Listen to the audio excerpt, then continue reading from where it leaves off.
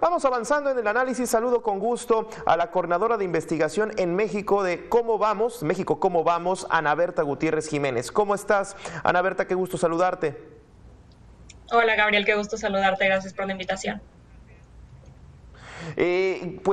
Comentar contigo y sobre todo lo que mencionaba hace un momento nuestro compañero desde Coahuila, el hecho de que recursos destinados a lo que podrían ser programas, servicios, se tengan que destinar a la deuda pública y con ello inclusive se pongan en riesgo programas, finanzas públicas, operación del propio gobierno, servicios que al final de cuentas le impacta al ciudadano común y de a pie, ¿no?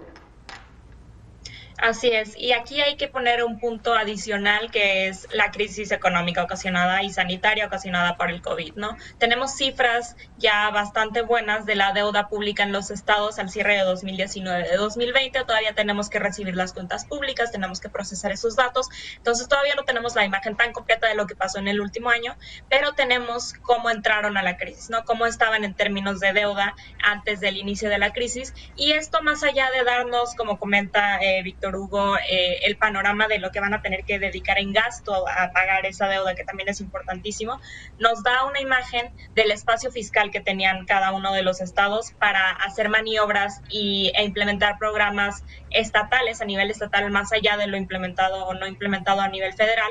¿Qué tanto nivel y espacio tenían para endeudarse un poco más, para hacer ahí maniobras fiscales, para tener más recursos para hacer enfrentar a la crisis, ¿no? Y sabemos que Quintana Roo, como dices, Coahuila, Chihuahua, Chiapas, son algunos de estos estados que como proporción de su PIB tenían una mayor deuda pública. Sabemos que Chihuahua tenía hasta un 7% en 2019, y aquí algo importante también a considerar es el crecimiento económico de los estados en el año, ¿no? Porque entre menos hayan recuperado al cierre del año, más recursos van a necesitar y más va a persistir esa necesidad de tal vez endeudarse o ver de dónde sacan recursos para seguir haciendo frente a la crisis, porque sabemos que esto a nivel federal ni a estatal ha terminado. Claro, uno de los argumentos de los estados, inclusive algunos que empezaban a entregar sus presupuestos de ingresos e egresos, fue la falta de recaudación, que muchas veces es una manera de poder equilibrar sus ingresos con las participaciones federales. Y si estos ingresos, Ana Berta, ya iba la pregunta, se dedicaron precisamente a atender la pandemia en sus estados, pues básicamente el atender la deuda pública, pues ¿cómo sigue siendo prioridad teniendo en cuenta que tienes una crisis de salud frente a esta deuda que tienes que seguir pagando, ¿no? Entonces, ¿cómo equilibrar estas dos partes?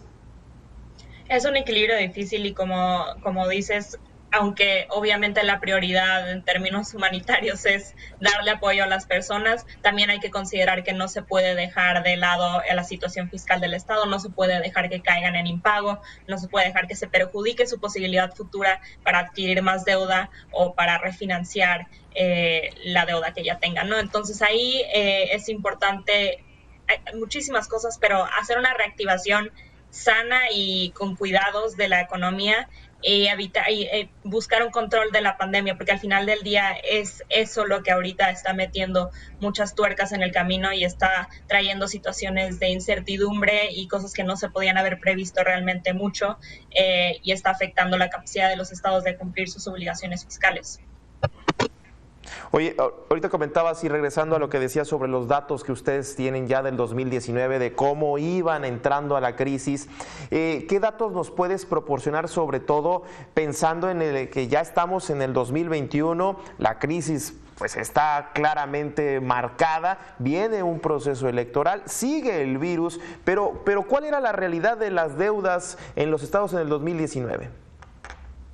Pues mira, como te comentaba, Chihuahua y Quintana Roo se encontraban con altos niveles de deuda pública, cerca del 7%, Chiapas también estaba por ahí, Nuevo León, como dices, Coahuila, y por el otro lado, algunos estados que estaban en situación verde, digamos, que tenían una deuda pública relativamente baja respecto a su PIB, eran Querétaro, Campeche, San Luis Potosí, aquellas deudas que estaban por debajo de un punto porcentual con respecto a su PIB. Entonces, por ahí eso nos daba una idea. Obviamente no era todo lo necesario para poder hacer frente a la pandemia, pero sí les daba un margen de error un margen más grande para moverse y hacer planes con recursos.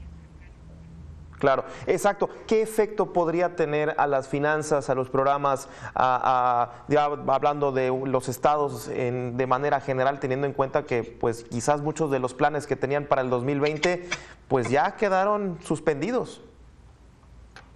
Pues el efecto, como mencionabas hace rato, está también en la recaudación, ¿no? Eso les afecta tanto a la cantidad de recursos que tienen para dedicar a cosas cotidianas que se tienen que hacer, como a la necesidad que tengan para adquirir más deudas si es que todavía están en posibilidades de hacerlo, ¿no? Y aquí también algo notable es cómo gastan los recursos que sí tienen, ¿no? Es importante que también a nivel estatal, como siempre estamos exigiendo desde México, como vamos para el nivel federal, se tomen las decisiones adecuadas, se hagan inversiones productivas, los programas sociales que se implementen sean bien planeados y atiendan a las personas que realmente están en vulnerabilidad, de manera que no sean recursos gastados mal y tengan un regreso sobre la inversión positivo que ayude al crecimiento económico y al bienestar de las poblaciones de los estados. Claro. Oye, ¿tú verías quizás un elemento importante, ya hablando un poco además de las entidades, también el gobierno federal, verías con todos estos informes que se iban a conocer de la Auditoría Superior de la Federación, independientemente de lo que termine y en lo que concluye esta polémica, más allá, una de las conclusiones de los principales programas era que hacían falta algunos mecanismos para poder instrumentar, bien lo dices, que los programas funcionen. Quizás esta parte también se tendría que revisar, Ana Berta.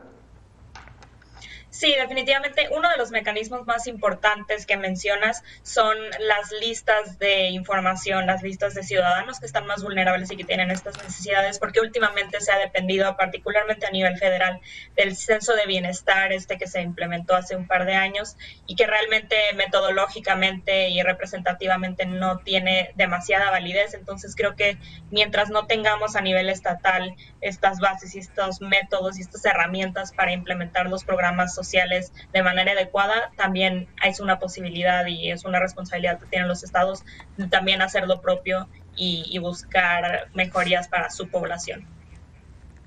Claro, bien, pues interesante, bien lo que comentas y difícil el panorama que se ve ya hablando de finanzas públicas. Como siempre, muchísimas gracias. Gracias a ti, Gabriel. Buena tarde. Buena tarde, Ana Berta Gutiérrez Jiménez, ella es coordinadora de investigación en México. ¿Cómo vamos? Y vaya que la pregunta, pues sí, ¿cómo vamos?